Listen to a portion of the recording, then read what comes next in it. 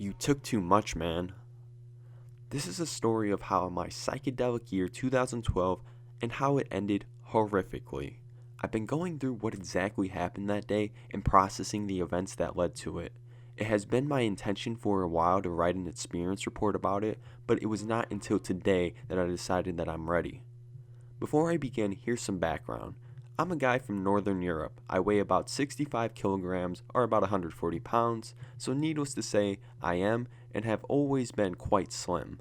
I enjoy coffee and weed, and I've been a cigarette smoker and an addict for a couple of years now. I'm a quiet guy, and some would even say introverted, but I don't know. I enjoy the company of friends, preferably with cigarettes and beer or weed.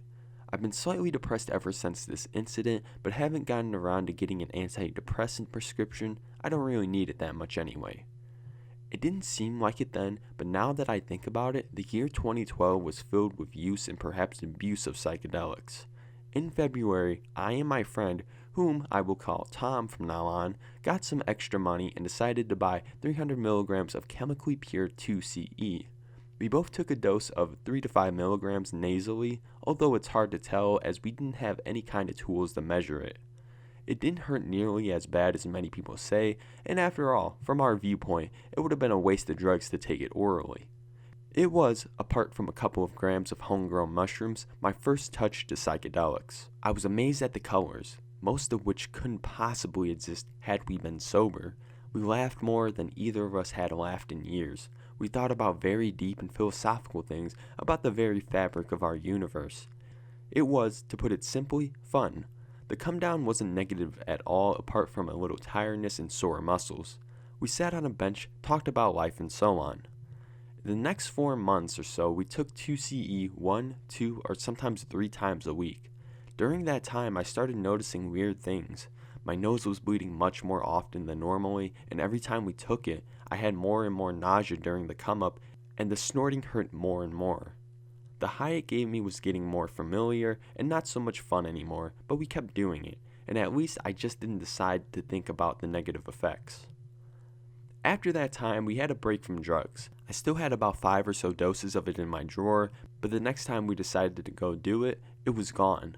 I searched for it for at least a half an hour, but it was nowhere to be seen. We were both disappointed, so we thought about buying more, but there was none left. There was, however, little eyedrop bottle-side plastic cans of 25I-NBOMe in a liquid form. We got directions to drop 2 or 3 drops in our noses, and so we did. I can't remember when we did it for the first time, but I do remember us being happy because it was something new, something other than 2CE. We didn't do it quite as often as we'd done 2CE, maybe once every couple of weeks. I didn't realize it at the time, but I felt a little uncomfortable because there were somewhat similar negative effects to the 25I-NBOMe as there had been to 2CE. I didn't have so much nosebleeds, but the nausea was almost as bad as with 2CE, and more so than ever, I felt mentally exhausted. Being sober was boring, and while I didn't really want to do more NBOMe, I somehow felt almost as if I had to, simply to cure boredom. I had quite a few empty eyedrop bottles in my room, and a couple of full ones as well.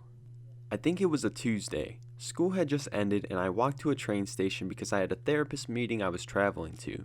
About a minute after the meeting, my friend Tom called, saying that he's coming to the place I was in, and that he had a full bottle of 25I-NBOMe. I had looked forward to getting home and sleeping for a while, but for some reason I said yes. I didn't have any cigarettes or money to buy a pack, and neither did Tom. He was okay, but I had a bit of a craving. I even asked people for a cigarette, but no one gave me one. Me and Tom went to a McDonald's, sat in the backmost table, and he got the bottle out of his pocket and on the table. I said he should take it first, so we opened it up and brought the mouth of the bottle to his nose, tilted his head back, and squeezed. He said nothing came out of the bottle and squeezed more. When he put the bottle back to the table, it was half empty. I should note that each of the bottles contained 5,000 micrograms of 25I, which is about 5 large-ish doses. I startled a bit and asked if he should try and wash it out, but he said no and laughed. I felt like I had no other option but to take the rest myself, and so I did. We got out of McDonald's, and he said that he should go see his father before it started coming up. The fastest route to his father would take about 45 minutes, and parts of it were always crowded by people. We got on the train and noticed that it already, 5 minutes after taking it, started kicking in. A couple of stops and no more than 4 minutes later, we decided there was no way we can go to get his father and got off the train. We both had quite severe nausea and our pupils were already very dilated. We started walking around, waiting for the nausea to stop. It seemed like an hour, but 20 minutes later, the nausea mostly dissipated and we were both higher than ever. We kept talking about everything, of which I can't remember anything.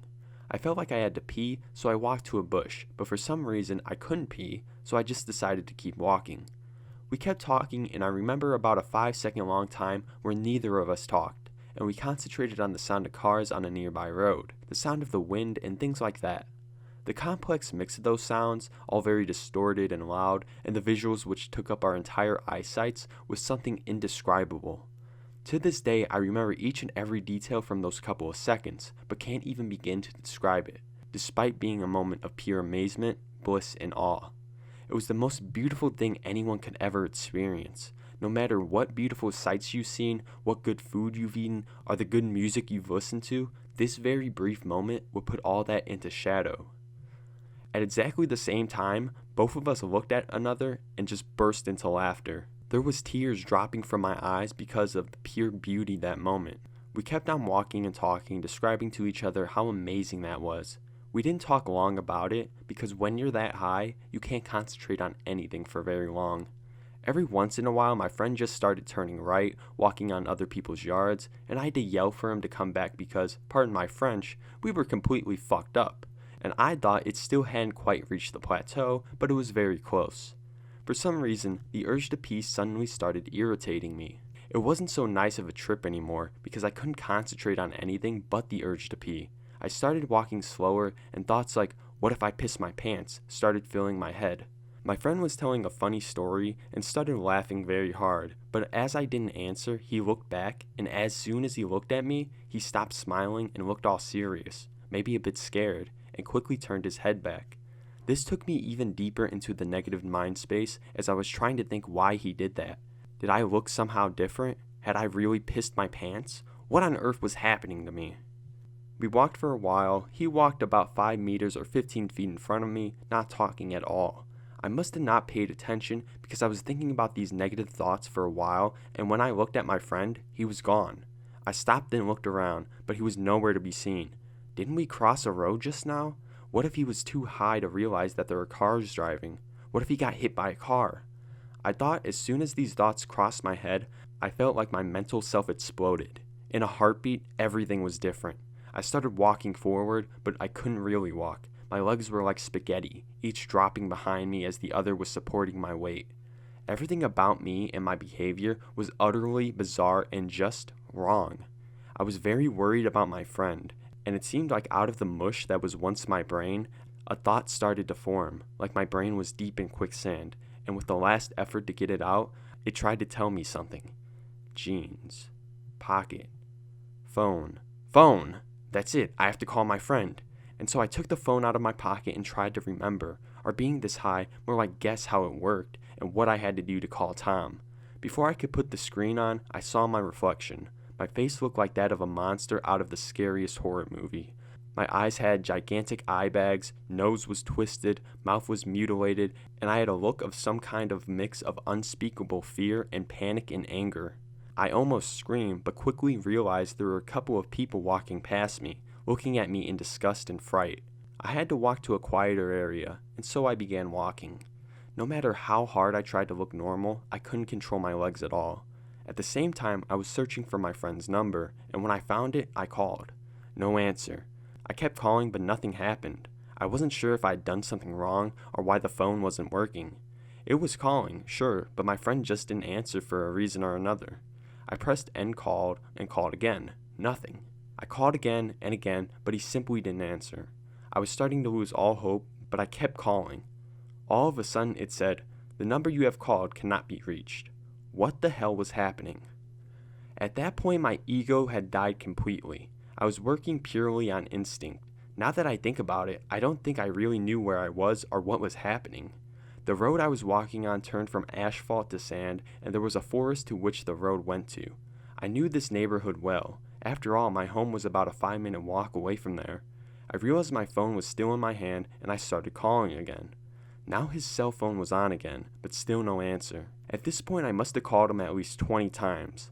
Suddenly, the beeping sound stopped. He answered. It took me a while to realize this and think about what I was going to say, but before I can open my mouth, there was a voice. It wasn't my friend. To me, it seemed like it was a witch that was laughing at my despair. It startled me, and I quickly ended the call. To this day, I don't know whether it was my friend that was laughing because he thought the two of us getting separated was funny, or if it really was just my imagination. What the fuck is happening? Am I alive? Is this a horrific nightmare? Is this some kind of alternate universe where every tiny bit of reality is distorted? I was thinking. I cannot describe how scary it felt. Every aspect of reality and the universe was horribly out of place, wrong, and turned into negative things. When I thought about it, everything had a green tint to it. You know, the dirty green color that is used in Disney movies as the color of deadly poisons. That kind of green. It seemed like I was very small compared to everything. Not really physically small, but mentally. It seemed like I was no more than an object for people to look down on and to scoff at. I was the village's crazy guy or criminal, the one that people threw rotten tomatoes and laughed at. The one everyone wanted to torture just for a little while longer until being put to death painfully as possible. I walked for a little while longer until I came to a stump covered in moss. I decided to sit on it and try just once more to reach my friend. I called at least a dozen times, but still no answer. Then, someone answered. I yelled, "Hello?" But before I could say anything, there was the voice of a guy that said, not to me, but to someone else, "Yeah, the same guy still keeps calling," and then stopped the call. I checked if I had the right number. It did say Tom's name, but I couldn't know for sure if I was hallucinating the whole thing. Wait, I thought, what if this is all just a hallucination? What if I'm not really sitting here, but I'm with my friend somewhere else in the middle of everyone, and he's trying to yell at me so I would wake up from it? I tried to examine my surroundings for anything unreal that would confirm this. I tried to listen very carefully if I could hear my friend talking. Perhaps just hearing it would snap me out of this psychosis-like state, but no luck. It was about at this moment that I, for the first time in at least an hour, realized that I was tripping. It was only a brief moment, maybe a second or two long, after which I fell back again. After a period of time, I didn't know. It happened again. A couple of moments like that later, I realized that I have to pee, and so I started walking 10 meters to a good place for that. During the walk, I forgot what I was doing for at least 2 or 3 times and walked back to the stump. It was like every once in a while, I had a brief moment of understanding that I'm alive, and at the same time realizing the needs I had, like going to take a leak, but after I fell back into it, I'd forgotten completely about it. Anyway, I finally could keep my thoughts together long enough to convince the other side of me to keep walking even though I didn't know why. After I peed, I was somewhat relieved, but somewhat disappointed because it didn't snap me back into the normal world or universe. I started thinking whether I would ever leave this evil alternate universe. I sat there yet for about 20 minutes, after which I decided to keep walking and walk to a park and sit on the bench. It was a brighter place because the trees didn't block the light, and so every time I snapped into reality for a while, I just wanted to bathe in the sun and enjoy the warmth. I started remembering thoughts that I had while on the other side, and so realized that I couldn't do anything to stop myself from falling there, but that it was only a trip, and these moments of clarity, which were getting longer and longer, were a sign of it starting to come down.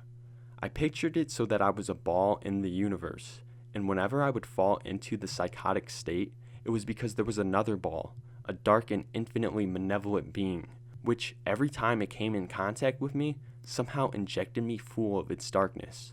This picture was what I thought, partly because I had intense closed-eye visuals which showed and described it to me, and partly because to this day, I am convinced that something which creates so much evil and despair could not possibly be just the drug, but the drug would actually be more like a magnet, attracting or calling the dark being that came closer to me. At some point, a father and his son walked past me, and the son, being approximately 5 to 7 years old, told his father in a rather loud voice, "Look, Dad, that guy is so pale," and the dad answering that, "Yeah, we should leave him alone." But at the same time, for under a second, the father looked at me with a facial expression that looked as if he wanted to say, "I'm sorry, I can't stay and help you, but I hope you're okay." All these positive things and beautiful sunlight and warmth were very welcoming to me, with the contrast being something so horrific.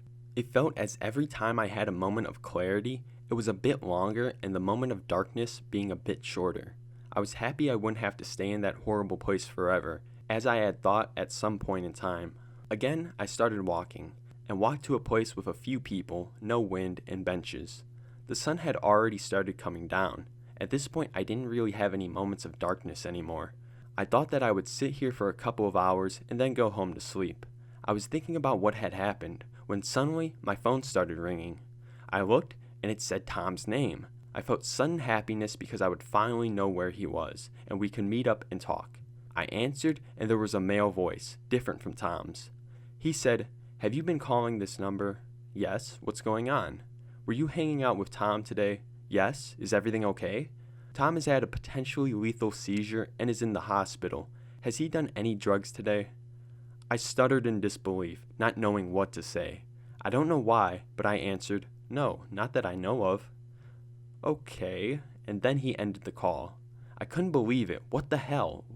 This doesn't make any sense. How could something like this happen, I thought. I became very sad, almost falling into the darkness again.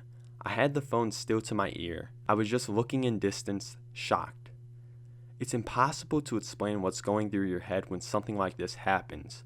First, ego shattered in thousands of pieces and replaced by darkness for hours, and just when you're happy because you made it back alive, you get to know that your friend might not be as lucky. I wanted to shut my mind out of it, so I started listening to music. I listened to one song for dozens of times while looking in the distance and not even knowing where I should start processing the events that took place. After a couple of hours, I walked home, tried to distract myself by browsing the web, but just couldn't. I must have stared at the screen for 20 minutes, after which I decided to try and get some sleep. I didn't go to school for a couple of days because I simply didn't have the energy to get out of bed, not talk about sitting in class for hours, listening to the other people laughing at their jokes, wondering if I would think they're funny if it hadn't been for that day. A couple of days later, Tom called, explaining how he had been in the hospital, pumped full of meds, and now going to an involuntary drug rehabilitation program. The moment I heard his voice, an enormous weight was lifted from my shoulders. He said he had just barely survived, and had he been noticed 10 minutes later, he would have probably died. The first thing after this was realizing that I was hungry. I ate something, after which I realized I was very tired, so I slept for at least a good 15 hours. Tom got out of rehab 8 months later, and now likes to smoke a little weed and take a little bit of shrooms every once in a while.